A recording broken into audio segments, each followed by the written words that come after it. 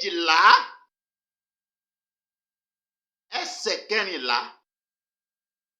Ìwé Hébérù orí kejìlá ẹsẹ̀ kẹrìnlá. Ẹ gbọ́ bí ó ti wí.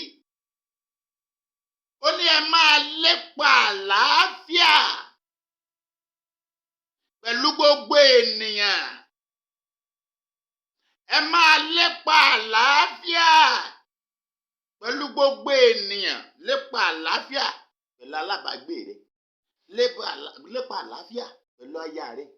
Lépa àlàáfíà pẹ̀lú àwọn ọmọ rẹ. Lépa àlàáfíà pẹ̀lú àwọn ọ̀rẹ́, ojúlùmọ̀, alábàágbé, gbogbo ènìyàn tó yí ọ ká pátá. Ẹ máa lépa àlàáfíà pẹ̀lú gbogbo ènìyàn. Láìsí èyí, gbọ́, láìsí èyí kò sí ẹni tí ó lè rí Ọlọ́run. Ọ̀pọ̀lọpọ̀ ló ń wá Ọlọ́run tí kò rí o, torí kò nífẹ̀ẹ́ ọmọnìkejì ara rẹ̀. Máa lépa àlàáfíà pẹ̀lú gbogbo ènìyàn l'Olúwa wí, yóò sì dára fún ọ. Ní orúkọ Jésù, ẹ̀mí àti lépa àlàáfíà pẹ̀lú gbogbo ènìyàn, ọ̀run kó gbé wọ̀ ọ́. Jésù Olúwa wa.